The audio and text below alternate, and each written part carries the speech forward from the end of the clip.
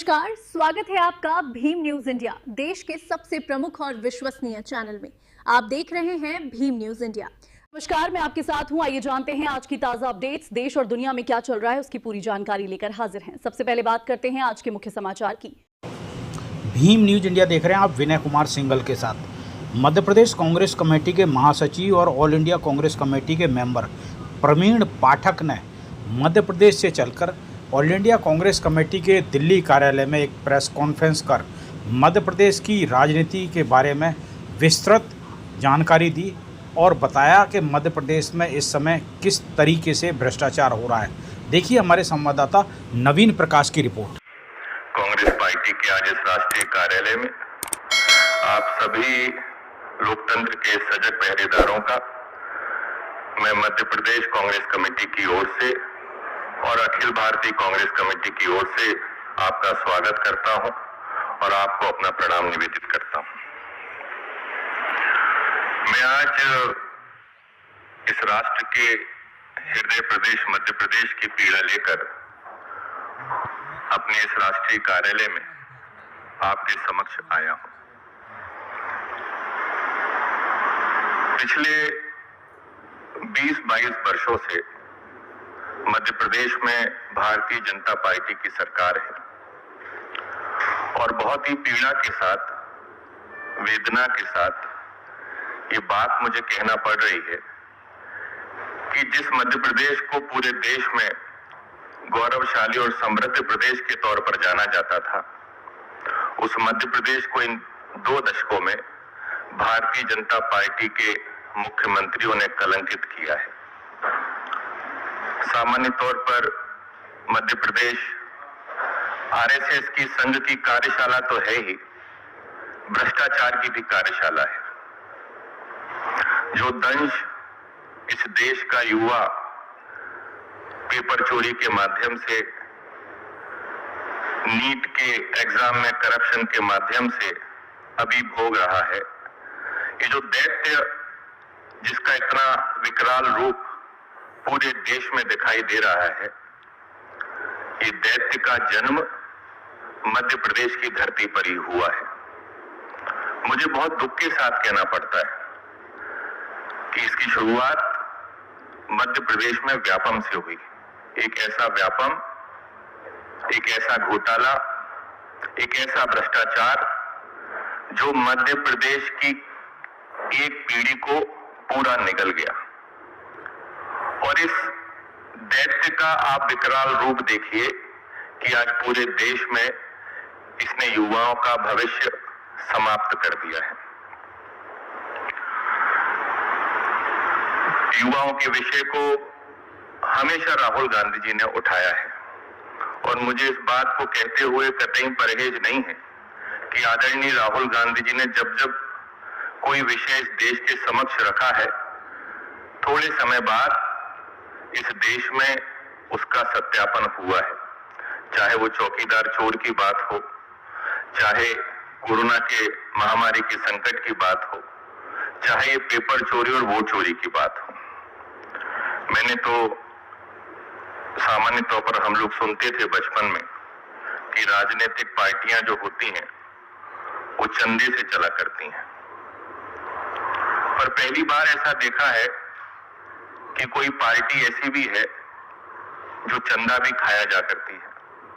राम मंदिर पर जो चंदा चढ़ा, जो चढ़ावा चढ़ा, उसको भी भारतीय जनता पार्टी ने खा लिया। जो लोग देश में राम राज्य को स्थापित करने की बात करते थे, देश में राम राज्य का सपना दिखाते थे, बहुत ही दुर्भाग्यपूर्ण इस देश की स्थिति है कि वो राम राज्य का सपना इस देश में टूट चुका है। स्वप्न बहुत सुंदर होते हैं लेकिन क्षण में मिट जाते हैं। जैसे क्षण भंगुर है जीवन, वैसे ही सपने होते हैं। स्वप्न देखना है तो देखो, लेकिन सोच समझ कर देखो। सपने बड़े क्रूर होते हैं, सपने सदा चूर होते हैं। भारतीय जनता पार्टी ने, आरएसएस ने इस देश के युवाओं को, इस देश के लोगों को, इस देश के धर्म प्रेमियों को जो सपने दिखाए हैं, वो एक एक करके सारे सपने टूटते जा रहे हैं, चूर होते जा रहे हैं। और दुख की बात यह है कि इस देश का जो गौरवशाली इतिहास है, जिस सत्य की राह के लिए, धर्म की राह के लिए पूरे विश्व में हमारी पहचान है, जो हमेशा हम कहते हैं विश्व गुरु की बात, तो उसका जो मूल आधार हमारा धर्म और सत्य है, आज वो पूरे विश्व में कलंकित हो चुका है। जो राम को लाने की बात करते थे, बड़ा आश्चर्य होता है कि वो राम भगवान के यहाँ जो चंदा चोरी हुआ, जो चढ़ावा चोरी हुआ, उसको भी आज आपके समक्ष वापस नहीं लेके आ पा रहे हैं। चंदा हमेशा किसी तंत्र के लिए होता है और चढ़ावा वास्तव में ईश्वर के लिए होता है। चंदे की चोरी करना तो पाप है, चढ़ावा तो साक्षात आपने ईश्वर को अपना सर्वस्व भाव के साथ न्यौछावर किया है, उसको चोरी करना तो महापाप है। आपके माध्यम से विनम्र प्रार्थना करना चाहता हूं कि इस पर निश्चित तौर पर जब हर बात का श्रेय इस देश के प्रधानमंत्री लेना चाहते हैं, बड़े अग्रसर रहते हैं, आतुर रहते हैं, तो इस पर भी उनको संज्ञान लेना चाहिए और दोषियों पर एक बड़ी कार्रवाई होनी चाहिए। ये आप सभी के माध्यम से मैं बोलना चाहता हूं। आप सभी लोग लोकतंत्र का जो हमारा चौथा स्तंभ होता है, वो पत्रकार होते हैं, पत्रकारिता होती है। आप एक ऐसा आईना है जहां सरकार, समाज अपने आप को देखकर स्वयं को दुरुस्त करता है।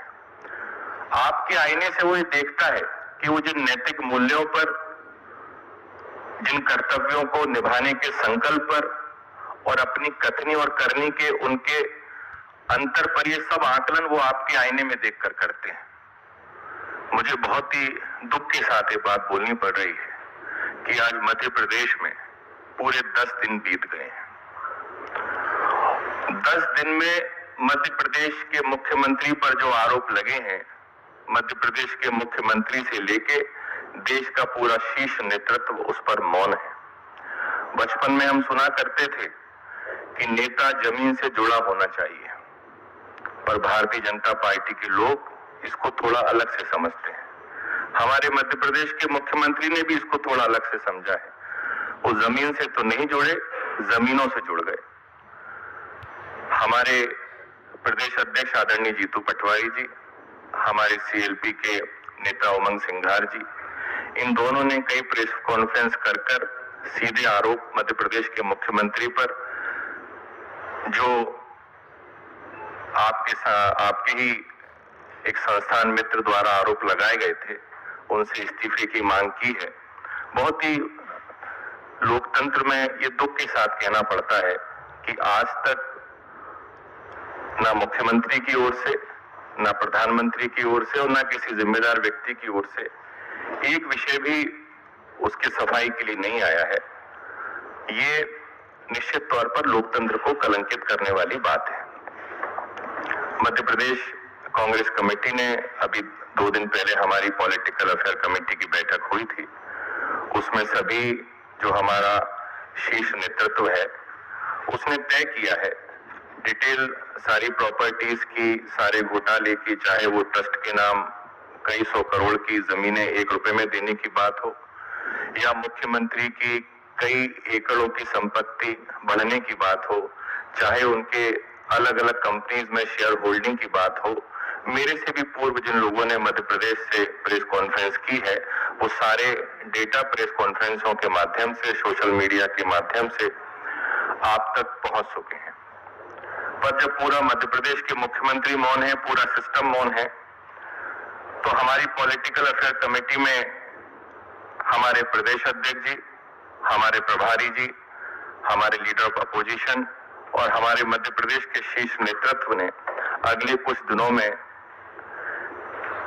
इस पूरे भ्रष्टाचार का और अधिक खुलासा करने के लिए, ये तो भी एक पिक्चर हुई है, इसके आगे भी पिक्चर आने वाली है। कांग्रेस के कुछ कार्यक्रम मध्य प्रदेश में लॉन्च किए हैं।